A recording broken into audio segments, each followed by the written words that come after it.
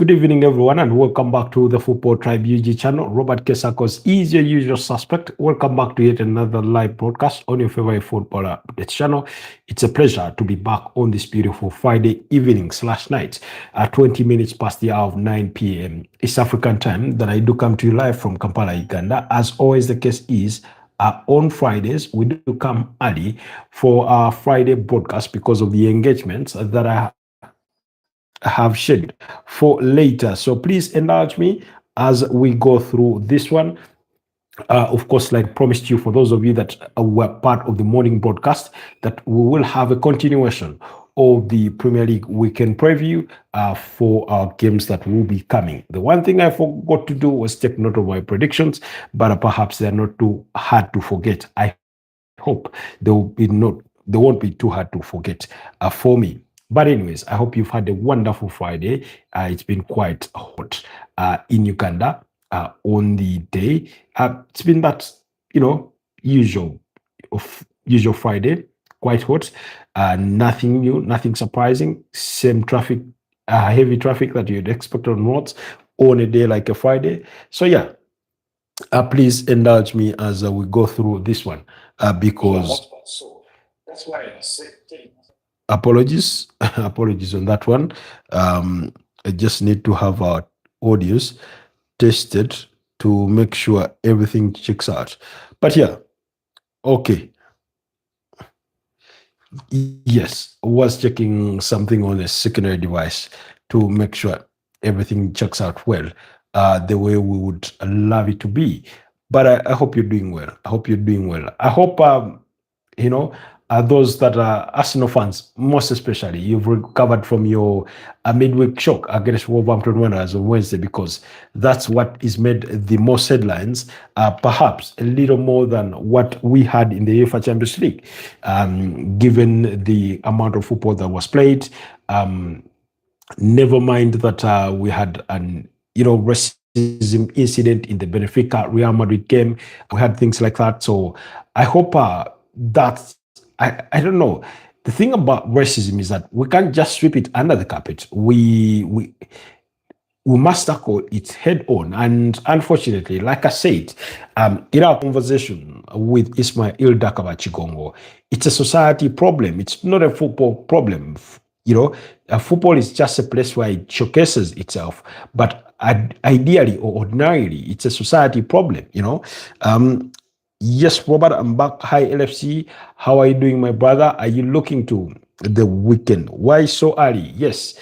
LFC, you've been here long enough to know that on Fridays, we do come early because I have other engagements for later on in the night. So that's why I am early. But I hope you've had a wonderful day. I hope you're recovering well, in as far as things are concerned.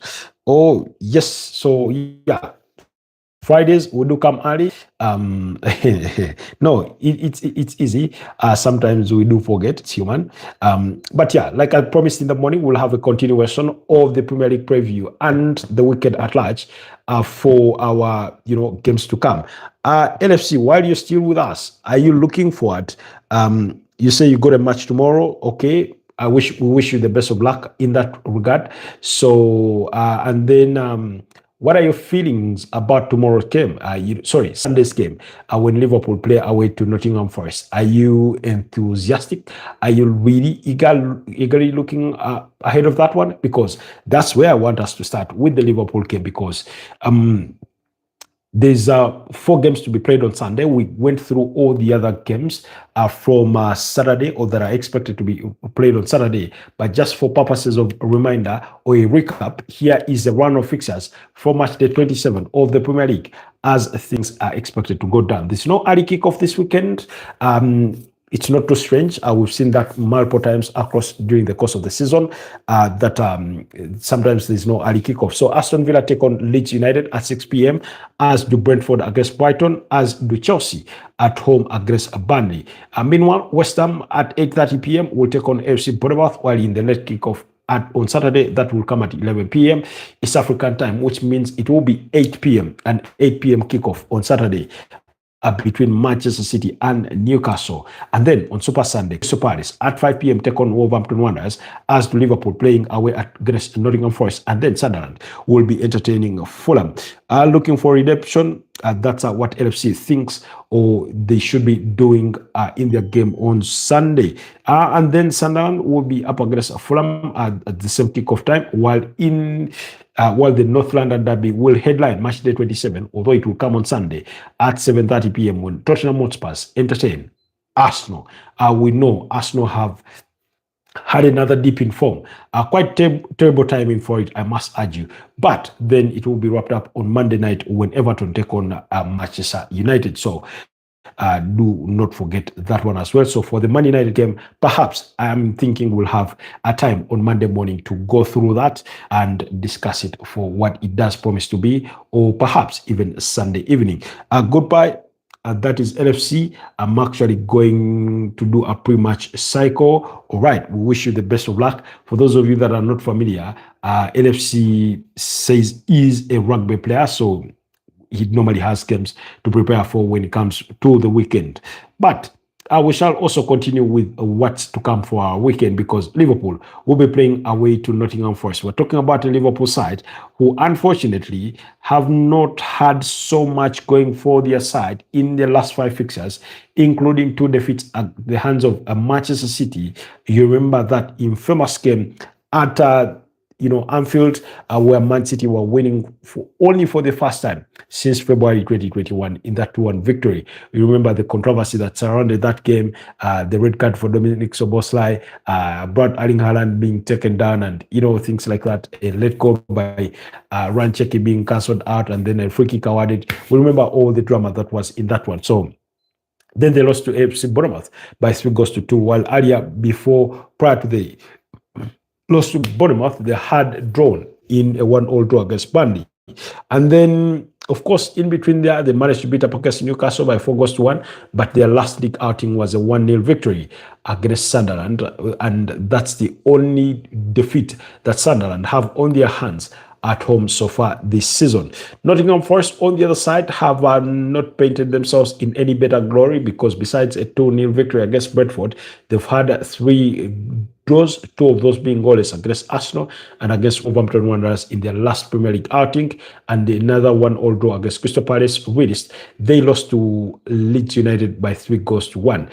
The goalless draw against Wolverhampton Wanderers in midweek, that was midway last week, because remember last weekend it was the FA Cup, culminated into the sacking of manager Sean Dyche. So he since left the club, and they've appointed Vitor Pereira to take over the reins. Now, I'll say this, and I think I'll maintain the same story when it comes to the Arsenal. It's quite unfortunate, although it's happened to Arsenal already. You remember in the first leg prior to their game against Nottingham Forest, they took on Nottingham Forest just shortly after Ange Postecoglou had been, appointed over there. And I think not too far back, they took on Chelsea after Enzo Maresca had been sacked. And then Liam Rasinia came in. So they've had those kinds of moments, within their sort of way of going about things. But I'll say this, it's quite often daunting or difficult going up against a new manager. Why? Because usually new managers, as often the trend is, it's not cast in stone that it's all set to burn, to end that way, or to play out that way. But usually a new manager comes with new team spirit, that sort of new manager bounce, the pep talk, the rules. So we're talking about in Nottingham Forest, who, contrary, or at least better than Liverpool, have not had,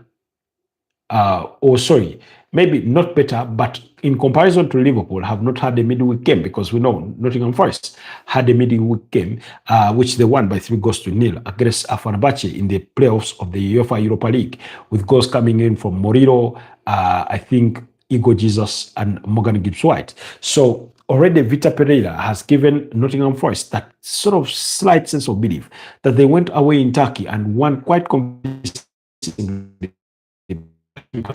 against Fenerbahce. any given day should be the better side of the two opponents. Unfortunately, it did not manifest itself that way because Vitor Pereira, whatever he did, he conjured a win and a convincing one against Fenerbahce. So, taking on Liverpool by extension, his task is simple in as far as the Premier League is concerned, is to save Nottingham Forest from relegation. Can he get the job done? We know that last season he was brought in at Wolverhampton Wanderers to save Wolves from relegation, and he succeeded at that before starting the season, for which they were winless in 10 games, and he culminated into his sacking. And now he takes on the reins at Nottingham Forest for a year and a half. Perhaps they did envision that should it not really work out, that we do not get to stay in the Premier League, he can go with us perhaps in the Championship and we start life there. Or even if he guides us to safety in the Premiership, perhaps we can start the season with him. He's another friend to Evangelos Marinakis. Excuse me. He's another friend to Evangelos Marinakis, the owner of Nottingham Forest, in a series of appointments for people that he relates with as friends to a certain extent. Same happened with Ange Postecoglou, Edu Gaspar Dawood, who, according to the Telegraph, is sort of his days at Nottingham Forest are numbered because he was left out in key decisions, including the sacking of Nuno Espirito Santo. And I do want to assume, including in the sacking of Sean Dyche, and I do suspect that in equally the appointment of Vitor Pereira, in as far as that appointment was concerned. Then quickly, so that's what to that's the recent form of the two teams. Those are the different circumstances. If anything, on the other side, Arne Slot has lived through this season by, I think, with the only one thing in confidence. And oftentimes, he's evoked recent history, which does not help his cause, because he's reminded Liverpool fans of how they failed to qualify for UEFA Champions League even under Jurgen Klopp at some point. He's reminded them of how they've only won only 2 Premier League titles in more than 30 years, and they hadn't won one in 30 years. Especially when results weren't going his way. Now, I did not think it was the right way to go about it, because let's be honest, Liverpool fans tend to be more patient with their managers than many other clubs. And then also we know that Liverpool bosses are quite patient with managers. They're not the chop and change kind of managerial team that you may have at teams like Chelsea, like you've had at Tottenham Hotspur in recent times, like you've had at Manchester United. So they tend to give people their fair share of a chance to get things done. And so far, Arne Slot this season, I mean, I can't say he's gotten things done, because for all the investment that was aided or steered in his direction over the course of the summer, I can't say he's repaid that. Why? Because yes, injuries have been a key part of that, including Alexander Isak, who is their record buy at £125 million. He's been in and out of the team through injury, having started the season quite poorly because he had not had a proper preseason and things like that. Then you have a Hugo Ekitike who clicked, and then you have a Florian Wirtz who it's taken a bit of time to acclimatize to the environment of the Premier League and England as a whole before he clicked into gear. And then at the same time, you have a Mohamed Salah who has had a dip in form, and perhaps because he is no longer the main catalyst in that Liverpool side, he is not the guy they look to get things done, and that sort of element. But whichever way you want to slice it and justify it, it's been far from an impressive season. It's been far from the expectation for the season that Liverpool are having so far at this stage in the Premier League, particularly because in the UEFA Champions League, I think having finished third on the UEFA Champions League table, you can't, put so much blame on him for that one. In any case, you should give him flowers. And then when it comes to the FA Cup, they still soldier on. They have their next game will be against Wolverhampton Wanderers. Then they are still those are the competitions that are featuring again. Yes, they got knocked out in the EFL Cup. So it's not too bad. They still have 3 major trophies to chase: the FA Cup, the Champions League, and well, it's true, because I do not think the Premier League is theirs to chase anyway, even though mathematically you could think that they still can do it. But so this is a game in which they lost in the first leg by 3-0. Nottingham Forest thumped Liverpool at Anfield by 3-0. One of the surprise results for me in the season. Moriro, Savona, and Morgan Gibbs-White being the goal scorers on that occasion. And then last season, Nottingham Forest did not lose to Liverpool because they beat Liverpool by 0-0 and then drew the reverse fixture in a 1-1. You have to go back to the 2024 campaign when Liverpool beat up against Nottingham Forest home and away by 0-0 at the City Stadium and by 3-0 in the earlier fixture at Anfield. So, in other words, Nottingham Forest, out of the last 5 games or meetings with Liverpool, they've only lost 2, they've won 2 and drawn 1. So it's been an evenly matched contest between the two sides, who have only met 17 times in their Premier League history, with Liverpool winning it 7 times, Nottingham Forest 5, and 5 times ending in a draw. Now, I would want to think that Liverpool can win this game, given how they grinded it out against Sunderland and won that game by 0-0, thanks to that only goal by Virgil van Dijk. But in the grand scheme of things, or in the overall scale of things, in as far as the Premier League campaign has so far played out until March the 27th that we are destined for, is that they've been far from convincing. They've been far from convincing. You've never walked into a game being sure that they are going to win this one. And unfortunately, I'm not tilting towards a Liverpool win. In any case, I'm tilting towards a Nottingham Forest victory, even though my gut feeling says it could end in a draw. Whether it's a 1-1 draw or a 2-1 draw, I do not know. But I think I see a Liverpool trying to fight their way back. But I see a well-motivated Nottingham Forest. You see, the one thing that there's nothing that motivates a team more than winning. And for Nottingham Forest, under a new manager, you then win your first game. That's a signal. Oh, perhaps he is indeed here to change our fortunes. And we ought to count on him. We ought to believe in him. That's the impression you get. So therefore, going into this particular fixture, I understand Nottingham Forest have been poor. They've lacked the consistency over time. And you could argue they've not had it throughout the entire campaign. But Liverpool, take away the first opening 5 fixtures of the season, and which they managed to win all, there's no other day that you point at them and think, yeah, Liverpool have been consistent. Liverpool have been exceptional. They've had games where they've really blown away teams. Like, for example, that 4-1 victory against Newcastle. They were excellent. They were electric. And yet, they've not managed to replicate those kinds of performances over the longer course of the Premier League season. So that's why my gut feelings thinks I'll go for a 1-1 draw in as far as my prediction for the Liverpool-Nottingham Forest is concerned. Allow me to leave that game at that and move on to the Crystal Palace game against Wolverhampton Wanderers. Now, Wolverhampton Wanderers may have caused damage to the Arsenal, but let's be honest, they have nothing really to play for other than pride. It's one team that, both by behavior, in the January transfer window, by behavior on the pitch, have already resigned themselves to a team that has already been relegated. They may cause an upset to a team like Arsenal to cost them drop 2 points. They may, come up against any other opponent that still has something to fight for in the Premier League and cause them to drop points.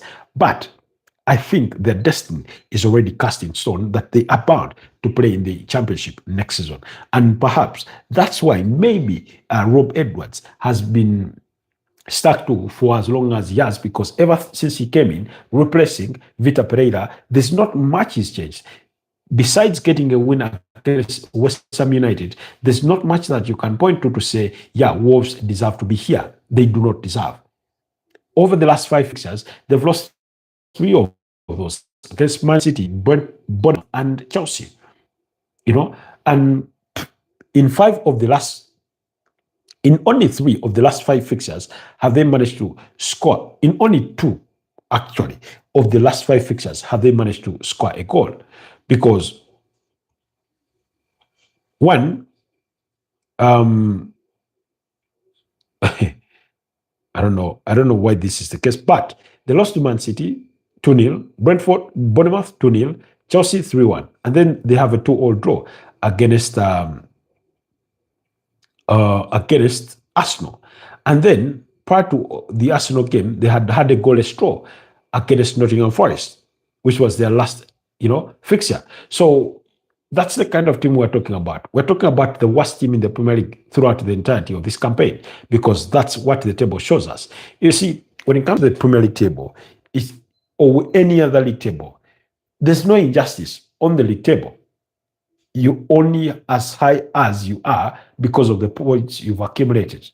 Now, away from the shenanigans of what may happen on the pitch, whether you play good football or not, whether you fancy to watch or not, whether you're defensive or not, whether you rely on set pieces or not, the Premier League table only exhibits the number of games you played, number of games you've won, number of games you've drawn, number of games you've lost, number of goals you've scored, number of goals you've conceded, goals that you have as goal difference, and number of points. So for as long as your points are poor, you're going to be down there in the table. And that's practically what the case is for Wolverhampton Wanderers and all the teams that are within the relegation battle or zone for that case. Then, on the other side, you have a Crystal Palace side who started the season off really, really well. But I don't know whether it's because of and I can't say it's the uncertainty of the future of Oliver Glasner, because that future is quite certain that he will be leaving at the end of the season. In any case, the only thing that you would expect other than him leaving at the end of the season is that he could leave before the end of the season, because those conversations have been held or those reports have come out in certain circles. Why? Because results have not gone their way largely in the Premier League. Results were not going their way in the UEFA Conference League, which a lot of people seem to think that they could go ahead and win, because majority of the teams in there are largely weaker teams in comparison to Crystal Palace. That's why last season Chelsea won that competition, because all the others were weaker. Then, when you look at their last 5 results, they've only had 1 victory, and that was the victory, I think, against Brighton and Hove Albion, winning that game by 1-0. Other than that, they lost to Sunderland by 2-1, lost to Chelsea by 3-1, a 1-all draw against Nottingham Forest, and most recently, they managed to win. Sorry, they lost actually against Burnley by 3-2. It's again they led by 2-0, thanks to the strikes from Jurgen Strand-Larsen, who they signed from Wolverhampton Wanderers in January.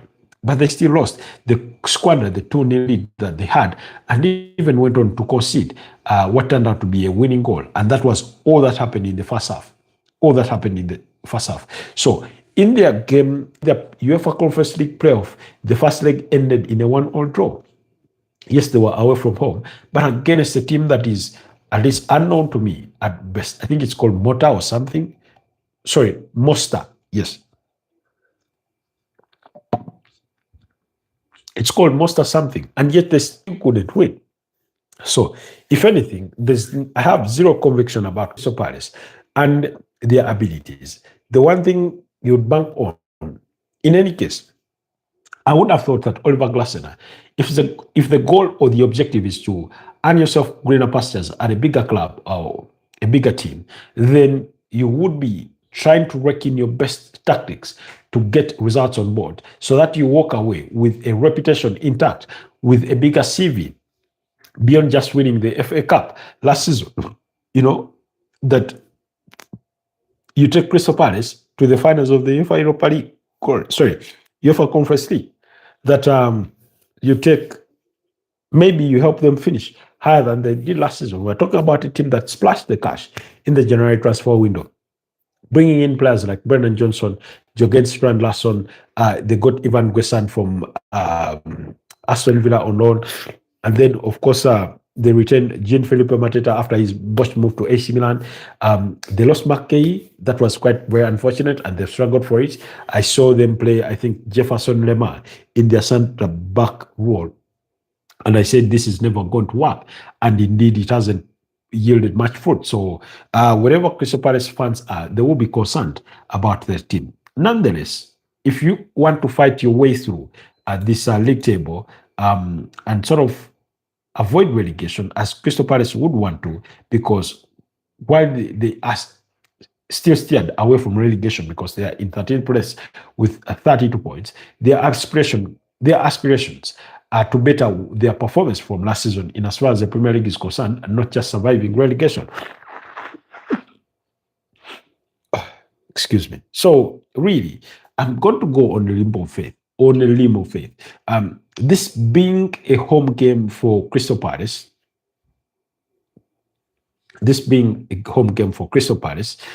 who already won the first leg by 2-0. Last season, they had a 2-all draw at Molineux, won the reverse fixture at Selhurst Park by 4-2. Then the season prior to that, they beat up against Wolves, home and away 3-1 at Molineux and 3-2 at Selhurst Park. So usually the games at Selhurst Park tend to produce a lot of goals. But I'm going to go maybe Crystal Palace to win this one by 3-2. That's my prediction for Crystal Palace. Like I said, I'm going on a leap of faith to try and give them that they will win this one.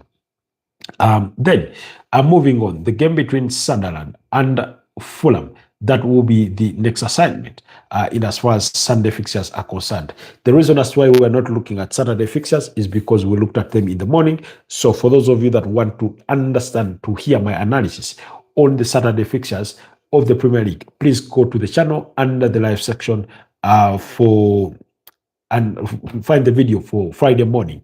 I think that video should be, let me see if I can find the title for it as I make reference to it, because I know it has a Premier League preview around it.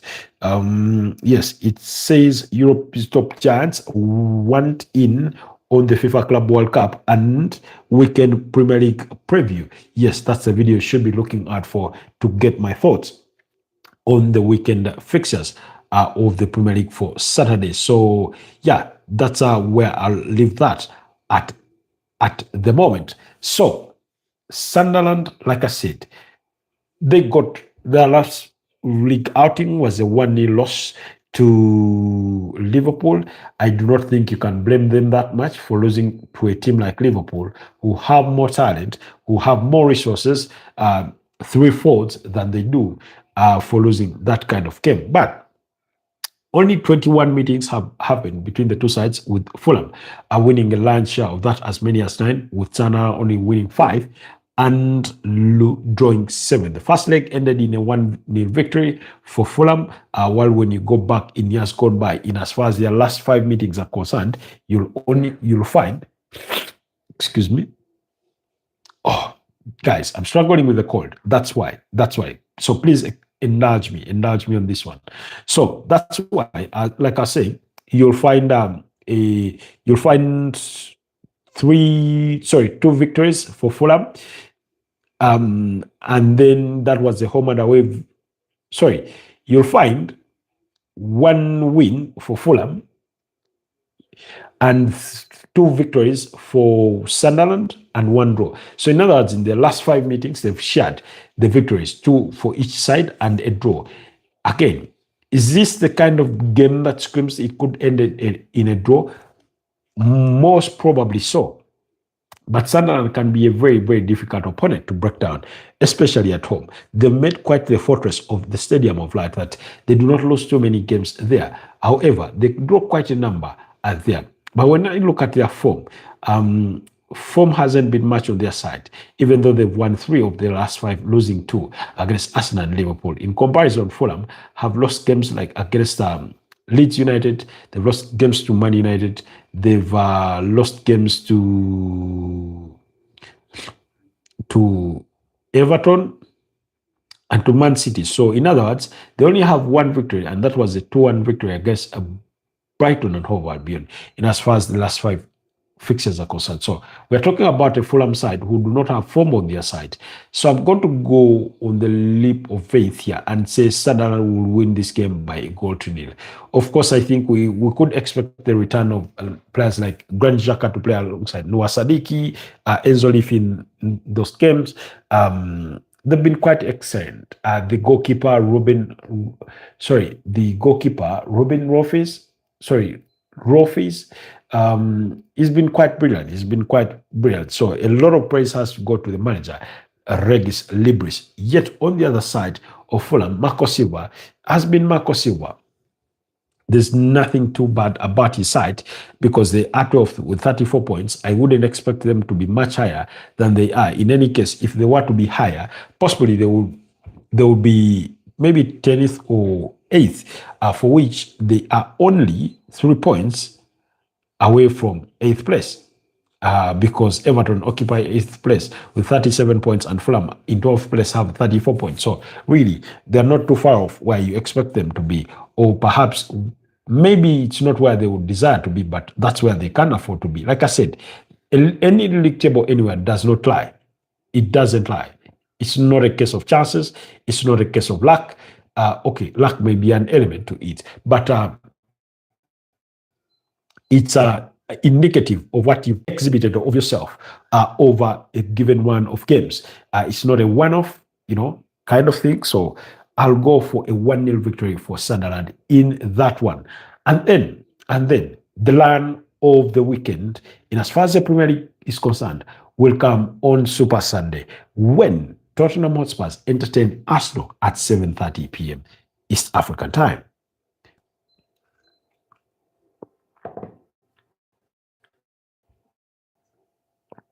So,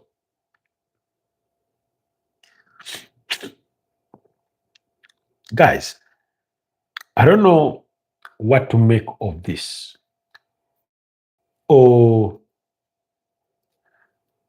But if anything, here's what I'll say. This is where Arsenal break it all.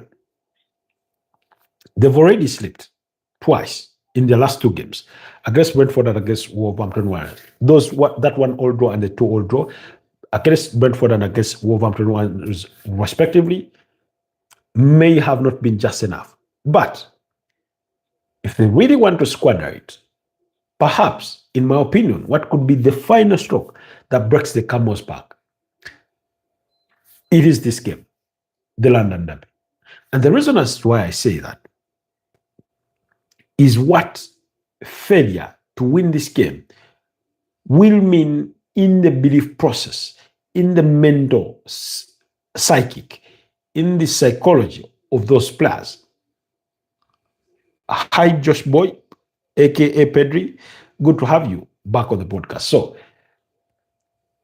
what happens on Sunday in the North London Derby will recover the hopes that any Arsenal fans may still have in winning a Premier League title.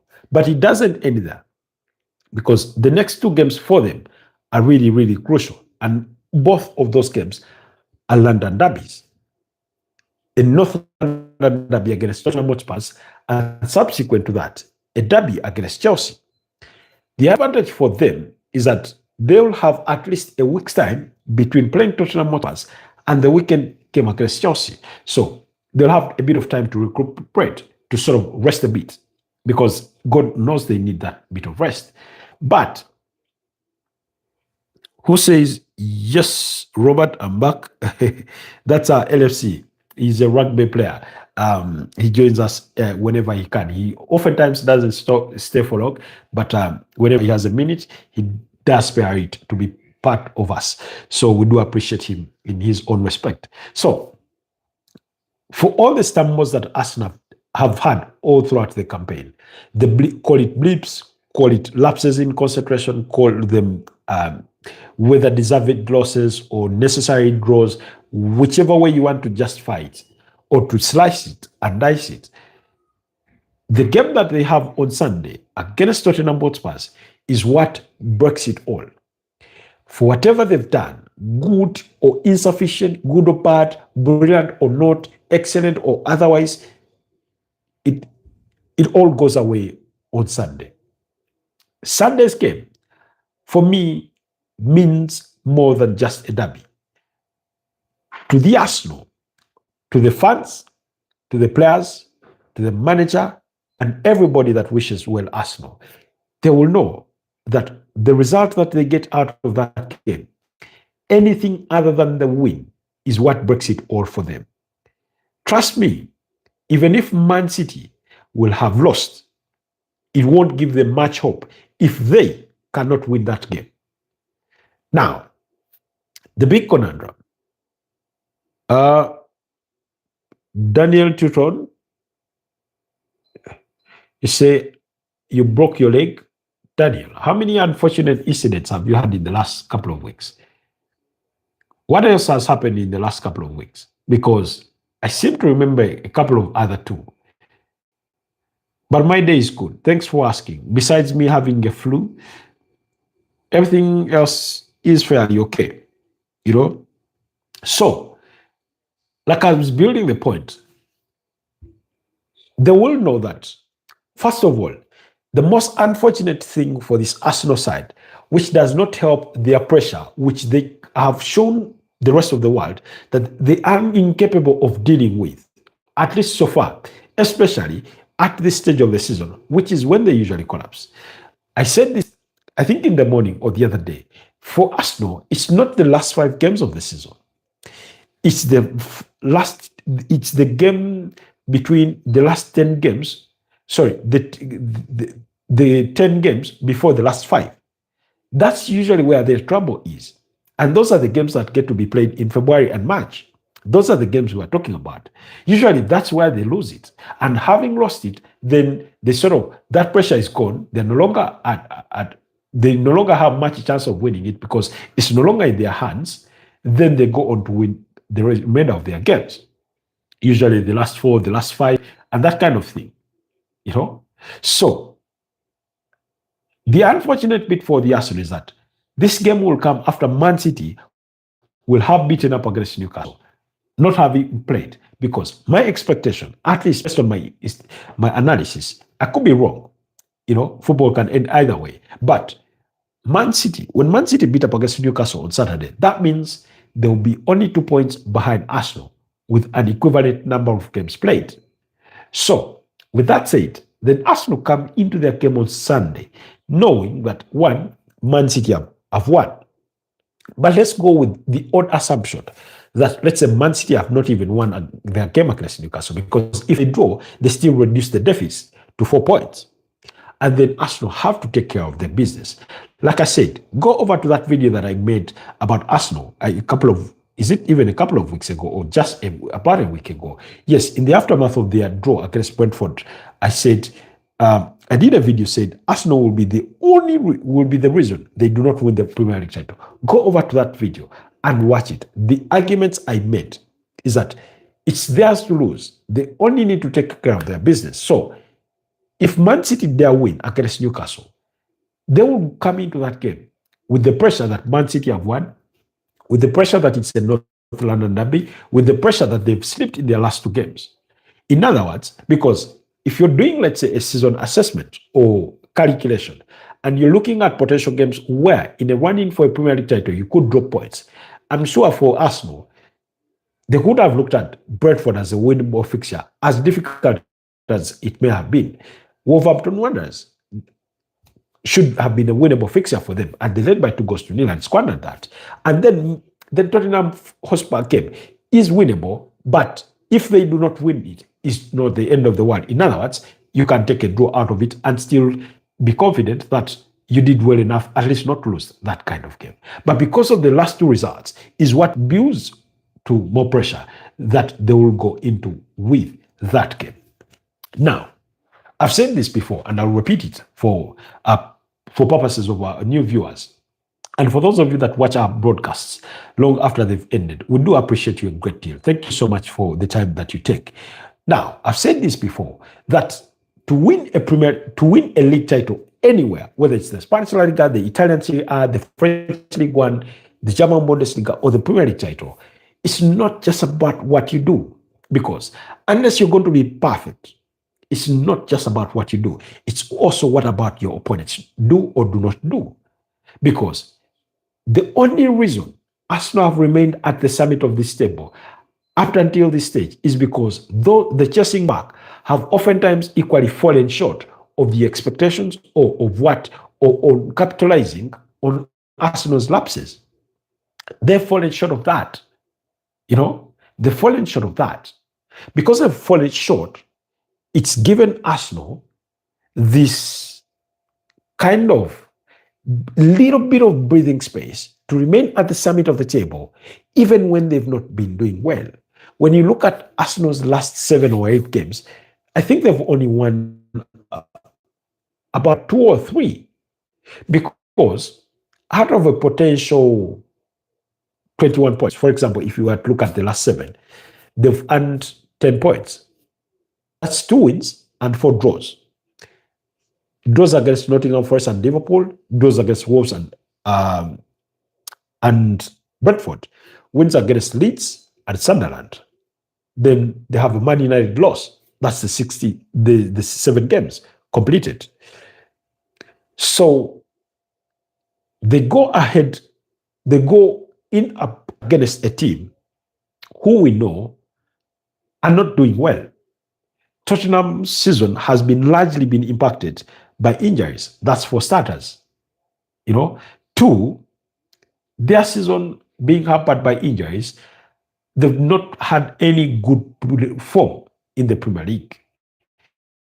That's what, apart from the very start of the season, when they beat up against teams like Burnley, beat up against Man City, of course, in between there, they lost, after those games, somewhere along the way, they lost to Bournemouth by 0-0 at home. But they started the season fairly well. But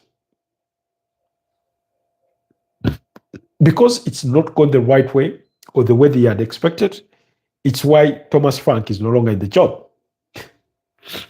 Then,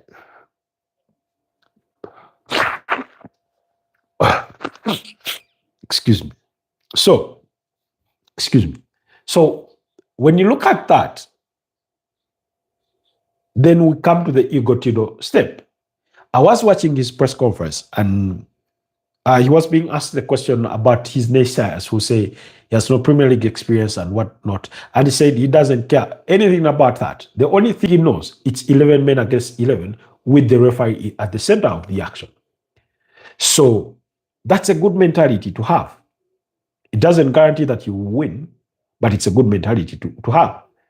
So in other words, he comes as an unknown quantity. We can only speculate based on what we've seen of him. Like majority of Italian teams play with the back 3. We can only assume he could go with the back 3. But we just do not know how he's going to set up. Why? Because we've not seen him manage a Premier League game of football. So that bit of uncertainty could also give Tottenham Hotspur the advantage. The other biggest thing that gives Tottenham Hotspur the advantage is the new manager buzz, the pep talk. Like I told you, go back to yesterday. Nottingham Forest won their game by 3-0 against Fenerbahce. I was on a TikTok forum that was discussing some of those games yesterday, not in great length, but a gentleman who goes by Sports Magazine as the name to his handle, said, or to his page, said that he was convinced beyond a reasonable doubt that Nottingham Forest weren't getting anything out of that game, that Fenerbahce was going to beat them. But look what happened. Somehow, Vitor Pereira managed to motivate that team into going to Turkey and thrash Fenerbahce by 3-0. Now, with all their injury troubles, Dejan Kulusevski, James Maddison, Lucas Bagville, because those are some of the players that have been out through injury. Wilson Odegaard suffered his he ripped his ACL the other time. Destin Udogie has been out with a hamstring injury. We're talking about Kevin Danso with a foot injury. Pedro Porro had a hamstring issue. Muhammad Kudusi struggled with a thigh injury. Richarlison has been out with a hamstring. Rodrigo Bentancur, Ben Davies with an ankle issue. I mean, they've had so many injuries and they still have a good number of those. So Out of those, I do not know who has recovered in time for the North London derby. But a derby is the one thing that trumps form, a one thing that trumps quality, or who has better quality of players. Oftentimes, that quality can be absorbed in the heat of the derby.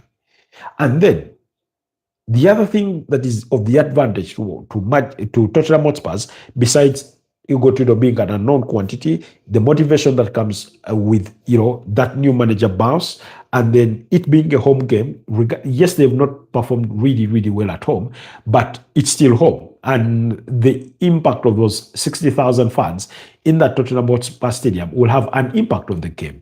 Whether they are winning or losing, trust me, they won't make it any easier on those Arsenal players with the name calling and booing and shouting and all those things. Then the other thing that Tottenham have to their side is Arsenal's pressure. I have told you the kind of pressure that Arsenal are under.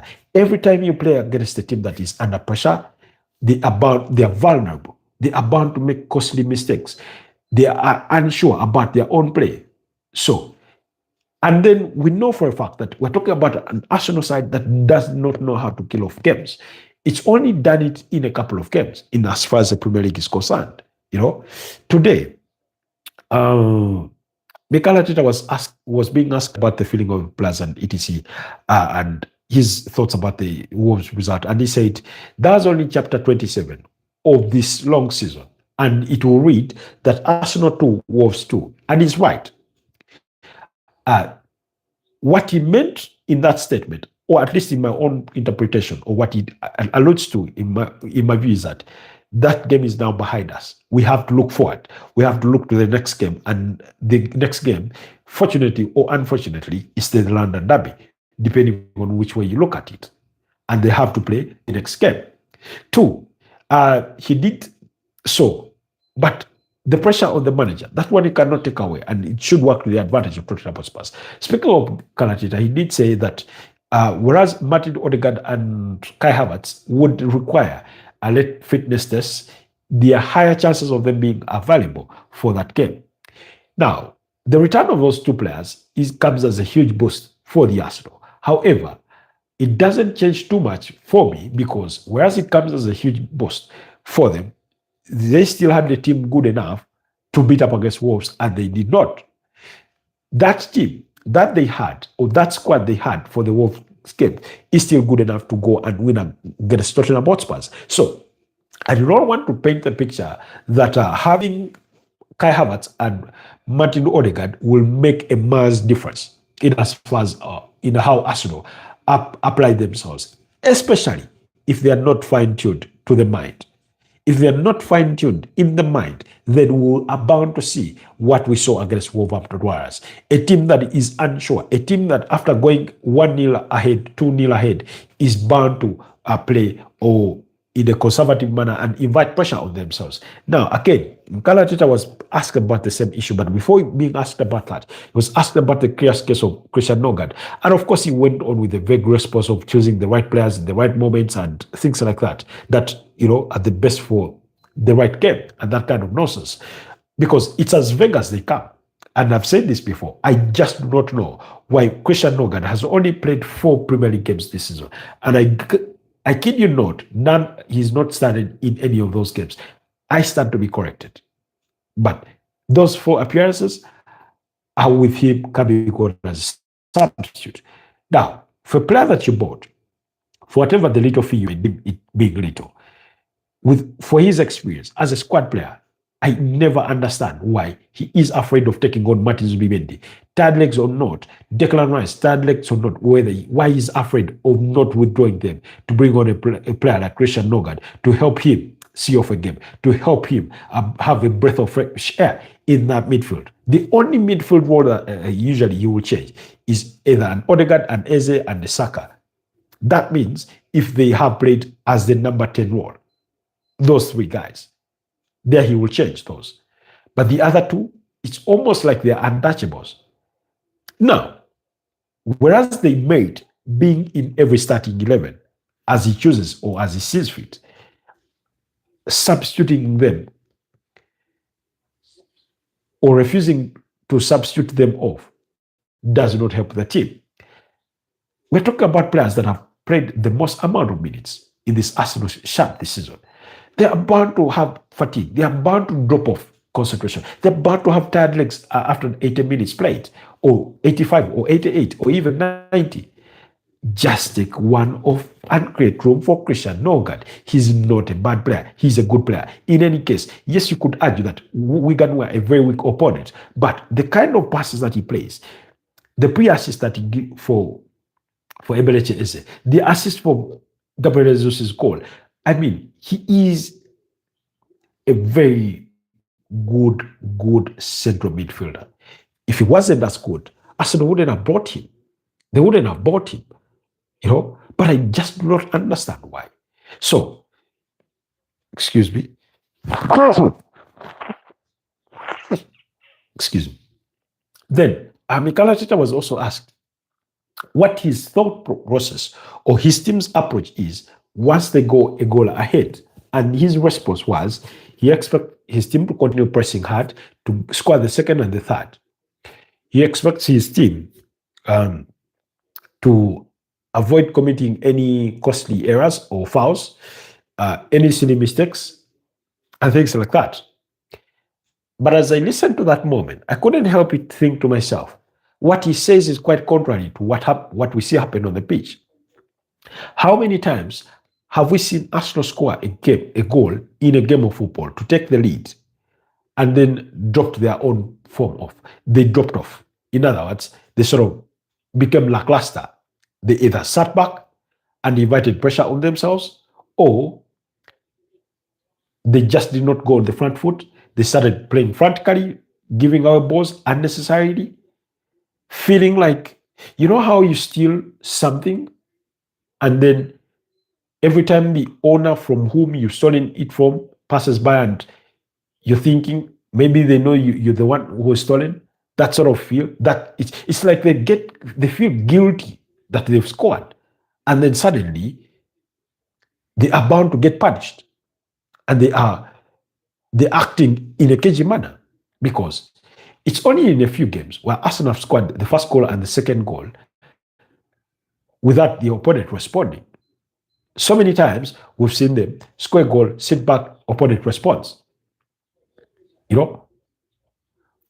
We saw it against Wolves in the first leg, 2-1 victory. We saw it in the return leg for Wolves. We saw it in the Sunderland game when they led by 2-1. We saw it against Brentford. We saw it against, I'm trying to remember the other games, but at least those are perfect examples of the point I'm trying to make. So, whatever he does or does not do, he needs to. And then you remember, there's a game, I think after the United game, he talked about how his players had a meeting amongst themselves and how they needed to play with more freedom, with more fun, and enjoy themselves. Have we seen that? Have we really seen those players enjoy themselves? Yes, they may have won away convincingly against Leeds United and against Sunderland, in both occasions not conceding a single goal. But it will not look like they've enjoyed themselves one bit. Not in my opinion. Look at the game against Wigan Athletic. One, they scored 4 goals in the first half, and in the second half they are almost non-existent. Yes, they created a couple of chances that would have culminated into goals, but as soon as Sunderland Wigan Athletic reset a few pieces and sort of sat a bit back, it was like a part of their attacking pressure was deflated. It was so poor, and it wasn't so poor in the performance, but in the mentality, the approach of it, because we've seen it time and again. We saw it the entirety of last season, that when Arsenal scored a goal, they looked to defend that lead, as opposed for going for the jugular, go for the kill, because you need to take risk. And in taking risk, you ought to remember that they will score against you, but go and score 4 goals. When you concede 2 on the other side, you will still have 1-4-2, but they do not do that. And the one thing Man City are good at is killing off games. Yes, they've lost games, They've dropped points from leading positions. They've done that. But they know how to kill off a game. They know how to take charge of a game. They know how to see out a game if they need to. Arsenal seem to have forgotten how to do that, how to pass a team into boredom. Some players, Eberechi Eze, I cannot listen to anybody that tells me that one, Eberechi Eze is not Arsenal quality, is not a quality player, or not good enough. I cannot listen to that nonsense. He just needs to play with freedom. He just needs to play with freedom. You cannot go from a man of the match kind of performance against Tottenham Hotspur, scoring your hat-trick, and then suddenly want to be led to believe that you're not good enough. No. What's changed? Why did he play with that freedom against Tottenham Hotspur? Why can't he play with the same freedom? All these other players, like it's too negative, it's too conservative, it's too cautious. I remember, I think after the Kairat Almaty game, I don't know what had happened the weekend earlier on. I don't remember well. Perhaps I need to look that up in terms of Arsenal results for what had happened before the Kairat Almaty game. But before that game, I don't think Arsenal had a good game. I need to find that out. Oh, let's see. Oh, yes, the Kairat Almaty game. It was on the backdrop of them losing to Manchester United by 3-2. They played a very fluid game. Yes, they conceded 2. You could say 2 stupid goals because one was a penalty caused by Ricardo Carafiori. They played a very fluid game. Then the subsequent game was against Leeds. Again, with a bit more laxity, they took risks going forward. But in other games other than that, their conservativeness shows. The 1-0 victory against Chelsea in the reverse fixture of the EFL Cup, against Brentford, against Wolves, we saw all that, So they need to cut it out. So anyways, I'll leave it at that. But I say, okay, I'll leave it at that. But my prediction, I don't know. Honestly, I do not know. The Arsenal fan in me wants us to win by 2-1. The objective person in me has yet to formulate an opinion for a prediction for that game. It could end 2-2. Because Arsenal seem to have a knack for disappointing their fans. They've done it one too many times, and the weekend may not be an exception. We'll have to wait. So, but I'll stick to the 2-1 prediction for the Gunners, even though I think it's against Wolves. I think I predicted 2-0 or 2-1 for the victory, for the game against Wolverhampton Wanderers. But again, I was wrong. So it is what it is. So allow me move on from that, because that wraps up the Premier League match day 27 for the games that will be coming on Super Sunday. Like I said, the Man United game, that one will tackle it on Monday night. But we'll continue with that discussion tomorrow. So in as far as other games are concerned, or elsewhere across Europe, like I told you in the morning, today there are games in the Italian Serie A, French League One, Bundesliga, and Spanish La Liga. So in the Spanish La Liga, at 11 p.m., there's Athletic Bilbao versus Elche. Mainz 05 in the German Bundesliga against Hamburg SP. That's at 10:40 p.m. And then at 10:45 p.m., Sassuolo take on Hellas Verona, while Brest at 10:45 p.m. take on Olympique Marseille. They're in the French League One. On Saturday, in as far as those leagues are concerned, in the Spanish La Liga, you have Real Oviedo taking on Sociedad. They'll play away to Sociedad. Real Betis will be at home against Vallecano. They will beat up against in the previous weekend. Osasuna will entertain Real Madrid at 8:30 p.m., while at 11 p.m., Atletico de Madrid will be up against Espanyol. In the German Bundesliga, Bayern Munich take on Eintracht Frankfurt. FC Cologne will be up against Hoffenheim. Union Berlin will take on Bayer Leverkusen. Wolfsburg will be up against Augsburg. RB Leipzig will take on Borussia Dortmund. While in the Italian Serie A, Juventus will be up against Como.